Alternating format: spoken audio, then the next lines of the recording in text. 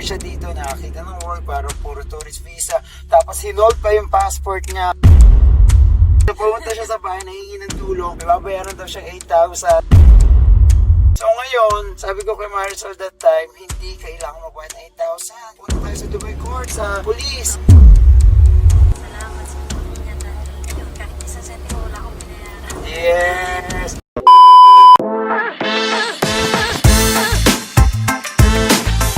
Finally, welcome to Dubai po sa UAE. Hi, welcome po sa UAE. Hi, welcome to Dubai.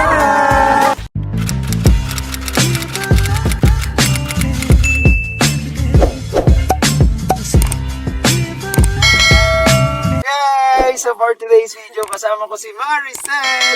Si Maricel is isa sa mga staff ko at napakabait, napakasipag, mashallah. At Thank you. ngayon, uuwi siya ng Pilipinas at magpapakasyon. So it's gonna be your first time na uwi ka ng Pilipinas simula nung napunta ka dito sa UAE.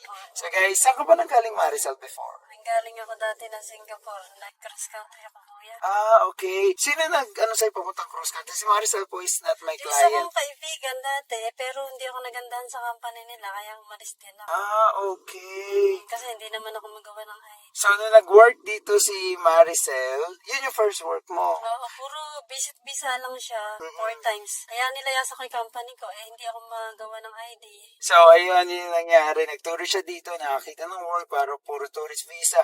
Tapos, hinold pa yung passport niya, kaya yun. Si Maricel, hindi ko yan na-interview, bigla na lang pumunta sa bahay namin. Hindi ko alam bakit. Na pumunta siya sa bahay, nahingi ng tulong. May babayaran daw siya 8,000 dahil yung passport niya nandun sa amo. Yung amo niya, nirenew niya yung tourist visa niya. So, tinano sa kanya yun. So, ngayon, sabi ko kay Maricel that time, hindi kailangan magbayad ng 8,000. So, punta tayo sa Dubai Court, punta tayo sa police. Para ayun, so pinuntahan namin, Dubai Court kami, nagpulis kami. Pagkakasi nagpulis kami, yung amo niya, yun, nagtatapang-tapangan, pero binigay din yung passport in other way. Oo, salamat Pero grabe sa dahil pa. tulong ni kuya. Salamat sa tulong niya dahil, ayun, kahit isang sentimo wala akong binayaran. Yes! So, yeah, and ngayon uuwi siya. So, yung uwi niya is biglaan na parang hindi siya nag-asang approval. Basta diretso na lang nag-book. Mashallah, yung mati si Maricel. Pero deserve naman Kuya, niya. thank you so much. Oo, may bonus pa siya. Mashallah! Sa bonus. At eto pa. So, syempre, kukwento din ni Maricel kung paano siya nagpa-verify ng contract sa consulate. Kasi kadalasan talaga sa mga OFW na pumunta dito ng tourist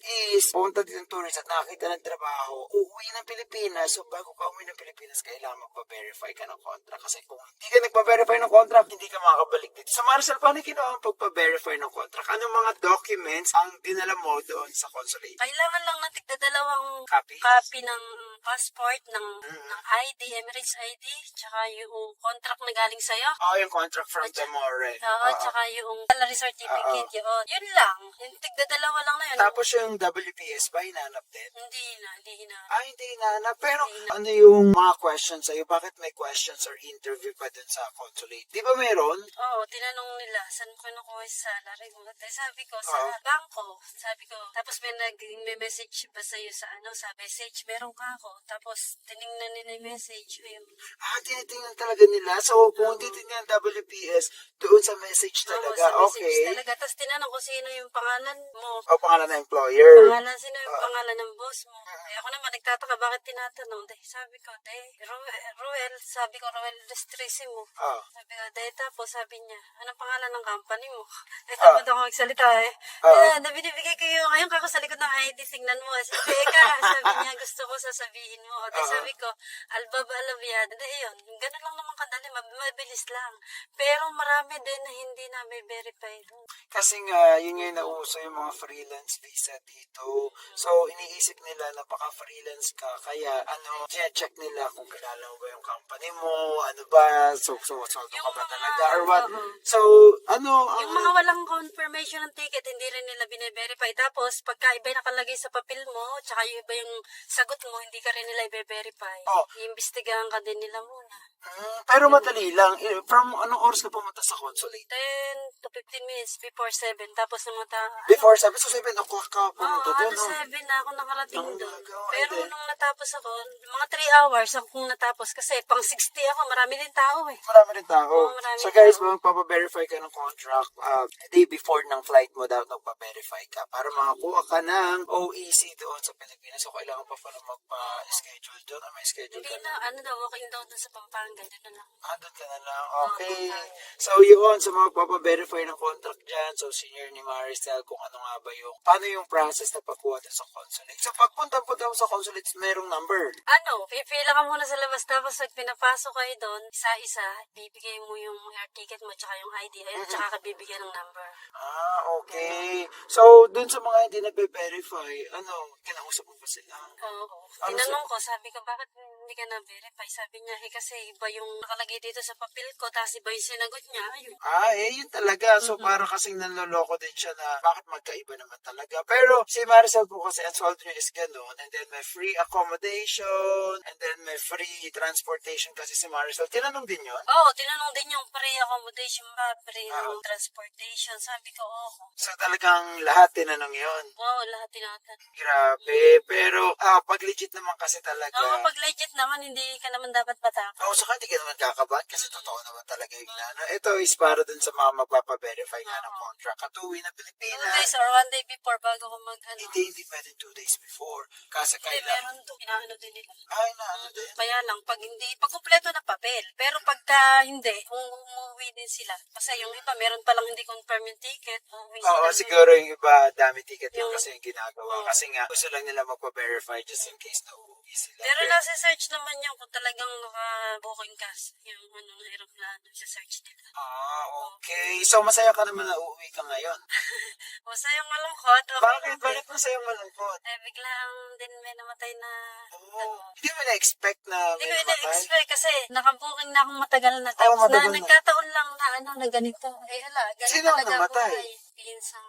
Pinsan mo. Ganun talaga buhay. At Ano least, magagawa? let's go for the brighter side na uuwi ka at makakapunta ka dun sa burol niya. Ngayon namatay siya, o diba? Oo. So, yun lang. Tingnan na lang natin. Huwag natin sabihin, uuwi ka dahil may namatay. So, Hindi, at matagal least, na akong nakabuking kaya lang nagkataon lang. nagkataon. Oo, So, at least makaka-attend ka ng burol niya. Kaysa yung iba, hindi ka makaka-attend. So, guys, ako yung nag-attend dito kay Marisol sa Terminal 1. So, we're on the way ngayon. Kasi nga, 10:50 pa naman yung flight niya, pero it's 7 p.m. Gusto niya maaga. Gusto niya sobrang aga. Hindi ko alam bakit gusto niya sobrang aga dito kasi Nagkaroon ako experience dati, matik na ako na yun na aeroplano. doon sa Wala Pilipinas. siya traffic sa Manila. Yan Kasi yung dito, late. dito, hindi naman ganun ka-traffic. Uh-uh. Dito, nasa from bahay, going to airport is only parang nasa 10 minutes lang. Siguro kung traffic na, pwede tayo magbuti na 30 minutes. Pinaka-traffic siguro may dyan is 1 hour, pero never happened na 1 hour papunta dito sa airport kasi lagi din naman ako sa airport. So, yun pala nag-experience ko kaya gusto ko maaga-maaga. Nag-experience ko yun. So ayan, nagchat-chat na sa'yo yung mga kalalakihan mo. Sabi, ay, sa Pilipinas, excited na sila. Hindi na nila alam. Hindi nila alam na Hindi weekend? kasi naway. So surprise pala ito. Hindi kasi Paano yung from Manila may susundo sa'yo? Hindi, ayoko may sumusundo sa akin. Ano ko talaga, gusto kong nagta-travel alone at saka gusto ko yung sumasakay sa bus para nakikita yung paligid. Masyalo na ako, sobrang traffic. Anong oras dating mo sa Pilipinas? Hapon na yan, mga alas 6, alas 7 siguro. Naku, kung hapon pa pagkatapos, okay lang din. Okay lang yun. Kasi Saan ka ba sumasakay pa uwi na? Din sa Capiao? kahit saan paradahan doon ng San Antonio. Okay. So, doon lang para mas madali na. So, see, we're now here at Dubai Airport Terminal 1 at may police pa sa likod. Baka mamaya, pupuntahin ka muna kasi daw may loan ka. May loan ka! Wala akong loan ko sa Pinas yun, hindi rito. Actually, ang reason kaya din uwi si Marisol is bigla na nag-close yung kanyang bank. Oo. Bakit bakit nag-close? Kasi- Nilalagyan naman ng laman, di ba? Hindi yung kasalanan yung dati kong company, yung una kong company. Ayaw, hindi nga ako nagawan kasi ng ID. Kaya isa lang sasabihin ko sa inyo guys, mahirap makatagpo ng tunay na company dito yung gagawan ka ng ID. Eh, yung tatrabaho ka kung wala ka namang ID, wala din. Oo, mahirap yun. Para kang aso kung kanino nakikisend ng pera. Pag wala kang ID, wala Ayaw din pa silbi. walang ID kasi hindi ka talaga pwede mag-send. So, swerte ka pala sa akin. Ay, mashallah. Tulad ka ng langit. So, from the beginning po na si Marcel ay nakausap ko, ayaw ko pa tanggapin yan. Kasi nga may problema na, pero dahil masipag tayong tumulong sa mga taong may problema, ayan, nandyan siya at medyo matagal-tagal na rin siya dito sa ating company. Ilang months ka na nag-work sa akin, Marcel? 8 months nang mahigit ako sa'yo. 8 months na mahigit, no? Nag-start ako sa'yo November 12. Oh, hindi natin namamalayan. Napakabilis ng panahon. Next month sa 11, 9 months na pala. So, nandito na si Maricel. Maricel, ingat ka sa biyahe mo. So, pagdating mo, pidala ka ng buro, ha? Buro talaga! So, sabi ko nga, magkalapit lang kami ni Maricel doon sa Tuan. Ang gusto ko sana, magpadala ako ng pera. Ayaw niya. Hindi ako napaharap. Hindi naman ano yun. So, Mura lang syempre, ano ko rin, hindi naman nagpadala pagkatapos, ganyan. Pero si Papa, papadalayin ko na lang doon sa So, medyo traffic po dito sa airport ngayon. Dali tayo. Okay, Maricel, thank you so much. Thank you, Bye-bye. Kuya. God bless. Bye.